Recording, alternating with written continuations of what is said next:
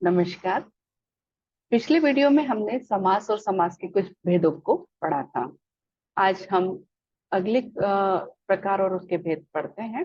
और साथ ही मैं बता दूं कि समास पढ़ना क्यों आवश्यक है, क्योंकि समास जो है वो भाषा में संक्षिप्तता और प्रभाव वृद्धि उससे होती है। जब हम भाषा का प्रयोग करते हैं या कोई वाक्य बनाते हैं, तब हम कम छोटे छोटे शब्दों, जो शब्द हैं, उनको कम से कम शब्दों में अधिक से अधिक अर्थ हम जब प्राप्त करते हैं, और इसी तरह से वाक्यांश को हम जब छोटा करते हैं तब वो सामासिक शब्द बनता है, और इसी तरह से समास को हम पढ़ते हैं। और समास के जो हम अगले भेद है उस पर हम चर्चा करते हैं। आज हम बात करते हैं द्विगु समास की। द्विगु समास जो है उसमें मुख्य रूप से उसकी पहचान रखनी है। उसके लिए ट्रिक है, संख्या वाचक होता है ये। इसमें जो संख्या होती है, पूर्व पद जो होता है वो संख्या वाचक होता है, और उसी में विशेषण भी देखने को मिलता है। तो इसकी अगर हम परिभाषा की बात करें तो जिस समास का पूर्व पद संख्यावाचक विशेषण हो उसे द्विगु समास कहते हैं। इससे समूह और समाहार का भी बोध मतलब हम देखने को मिलता है। जब हम बात करते हैं, इसके कुछ उदाहरण देखते हैं, तो इसमें देखेंगे कि नवग्रह, नौ ग्रहों का समूह। देखिए यहाँ पर नौ है, ये नौ संख्या जो है वो विशेषण के रूप में दिखाई दे रही है, और समूह जो है एक ग्रुप के रूप में दिखाई दे रहा है। त्रिलोक, तीन लोकों का समाहार। नवरात्र, नवरात्रियों का समूह। अठन्नी, आठ आनों का समूह। दोपहर, दो पहरों का समाहार। चौमासा, चार मासों का समूह। शताब्दी, सौ सौ अब्दों का समूह। त्र्यंबकेश्वर, तीन लोकों का ईश्वर।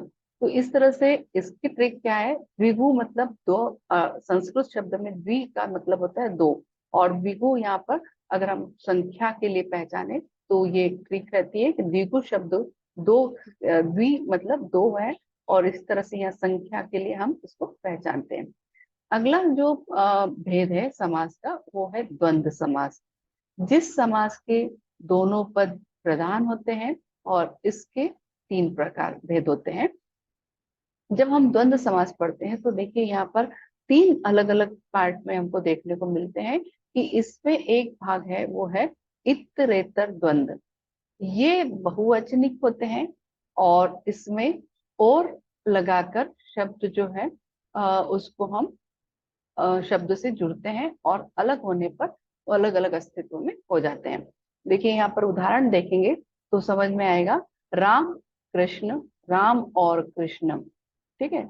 इसी तरह से जब हम बात करते हैं भाई, बहन, भाई और बहन, तो यहाँ पर देख रहे हैं कि इन दोनों में अस्तित्व क्या है। जैसे राम कृष्ण जब अलग अलग हो जाएंगे तो राम अलग पुरुष के लिए बात करते हैं, और कृष्ण जो है अलग पुरुष के लिए। इसी तरह से भाई और बहन।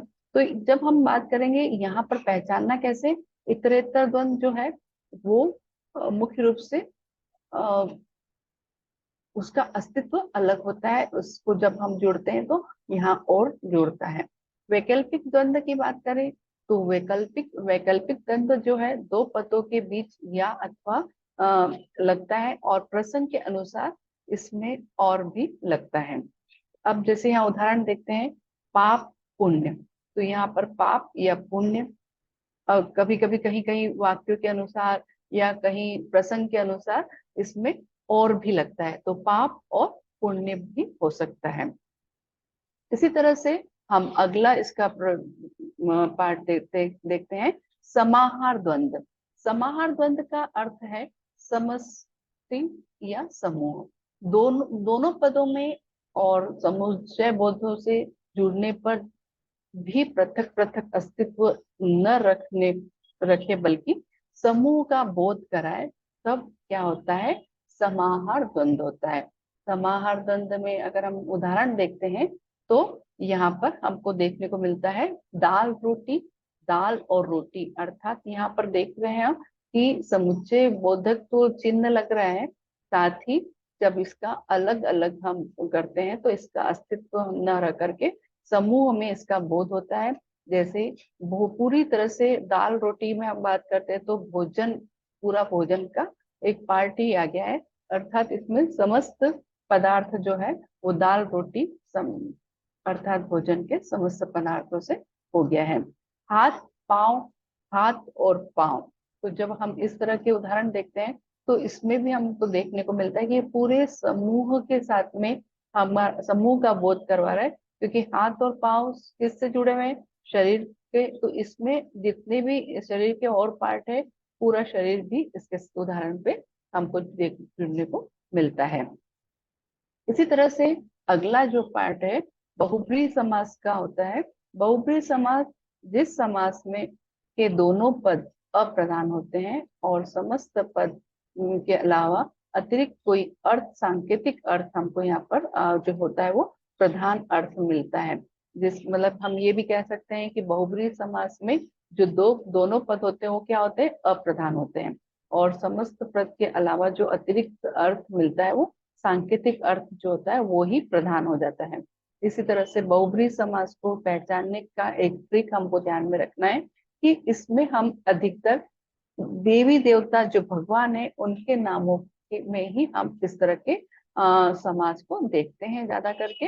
तो जैसे उदाहरण हम यहाँ पर देखते हैं कि समस्त पद क्या है यहाँ पर, और समास विग्रह करने पर ये किस तरह से बनता है।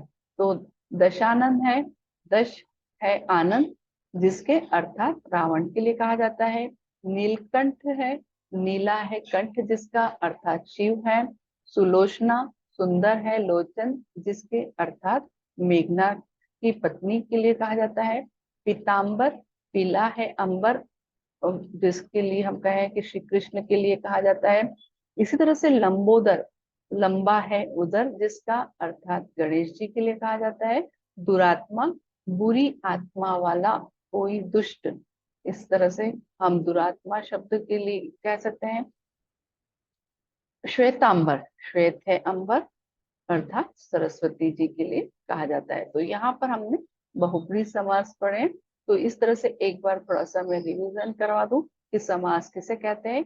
समास जो है दो या दो से अधिक जो शब्द है वो जो आपस में जुड़ते हैं उनका जब संयोजन करते हैं तब वहां पर सामासिक शब्द मिलता है, और वही सामासिक शब्द जो है समास का रूप बनता है। ठीक है। और इसी तरह से जब हम समास को अलग करते हैं, पृथक करते हैं, तब वो क्या कहलाता है, विग्रह कहलाता है। और विग्रह के साथ ही साथ समास के कितने भेद होते हैं, समास के 6 भेद होते हैं। इस तरह से ये 6 भेदों में अगर हम बात करें तो अव्ययी भाव समास, तत्पुरुष समास, कर्मधारय समास, द्विगु समास, द्वंद्व समास और बहुव्रीहि समास, ये 6 भाग होते हैं, और इन 6 को आसान से हम याद कर सकते हैं। धन्यवाद। अगली क्लास में नेक्स्ट वीडियो पढ़ेंगे।